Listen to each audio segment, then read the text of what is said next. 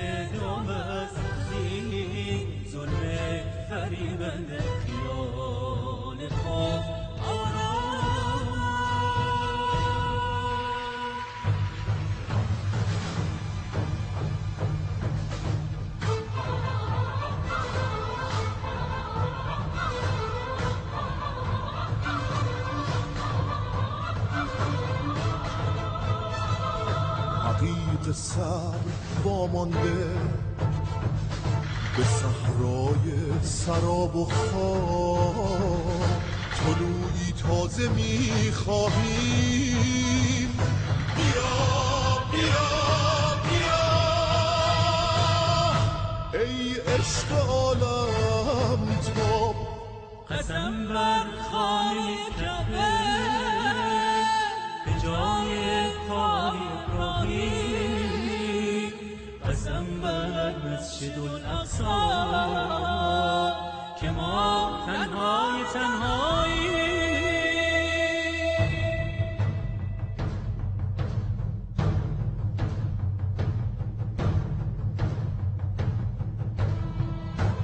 ألا يا أهل العالم قد ظهر مهدي آل محمد فاتبعوا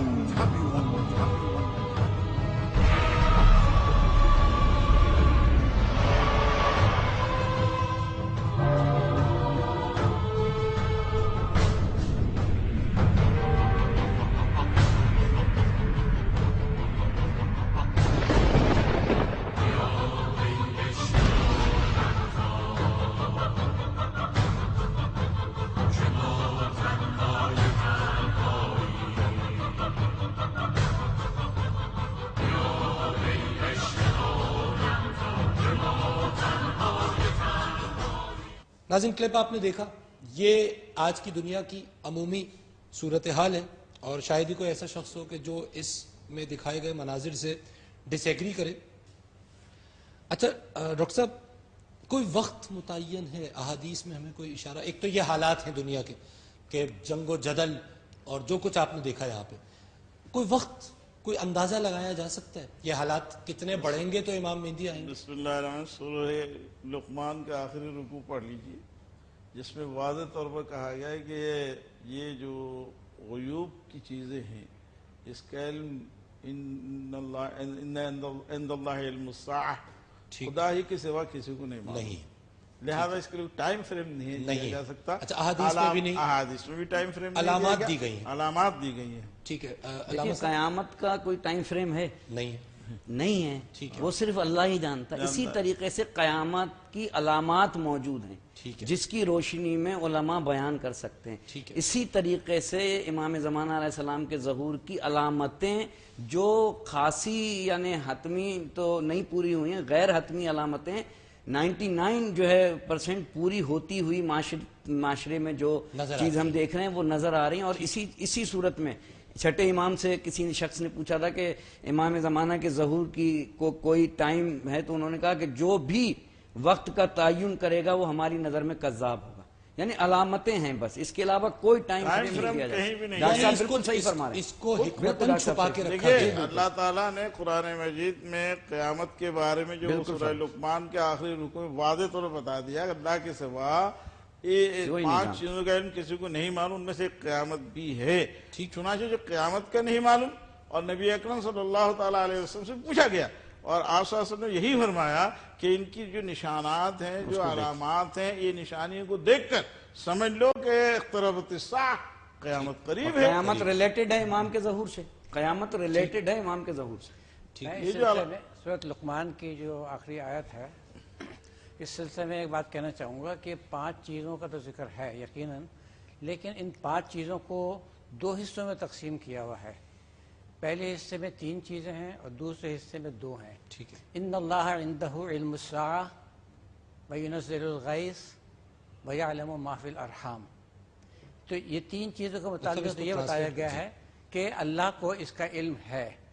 کہ یہ کیا 3 چیزیں ٹرانسلیٹ کر دی؟ ان اللہ عنده علم الساعہ، قیامت کے دن کا اللہ تعالیٰ کو علم ہے۔ ٹھیک ہے۔ وینزل الغیث، اور بارش کب ہوگی۔ بے شک۔ ویعلم ما فی الارحام، اور پیٹوں کے میں کیا ہے، مطلب کیا بچہ ہے۔ ٹھیک ہے۔ تو یہاں پر صرف علم کا ذکر ہے، کوئی انکار نہیں ہے کسی چیز سے، لیکن اگلی جو 2 چیزیں ہیں وہاں پر واضح طور پر انکار ہے۔ وما تدری نفس ماذا تکسب غدا، وما تدری نفس، کوئی نفس کوئی جاندار نہیں جان سکتا ماذا تکسب غدا، کہ وہ کل کیا کمائے گا۔ ٹھیک ہے۔ وما تدری نفس بأی ارض تموت، اور کوئی ذی نفس جو ہے یہ نہیں جانے گا، کبھی بھی نہیں جانے گا کہ وہ کس زمین پر مرے گا۔ تو 2 چیزیں آخری جو ہیں نا، اور پہلی 3 چیزوں سے یہ ذرا مختلف رکھی گئی ہیں۔ وہاں پر پہلی 3 چیزوں میں صرف علم کا ذکر ہے، آخری 2 چیزوں میں واضح طور پر انکار کیا گیا ہے کہ کسی کو علم نہیں ہوگا۔ ٹھیک ہے۔ پہلی 3 چیزوں میں انکار نہیں ہے۔ اس میں سے میں تھوڑی تشریح کرنا چاہتا ہوں، وہ یہ کہ اس وقت پہلی 3 چیزوں میں سے 2 کا علم ہو چکا ہے۔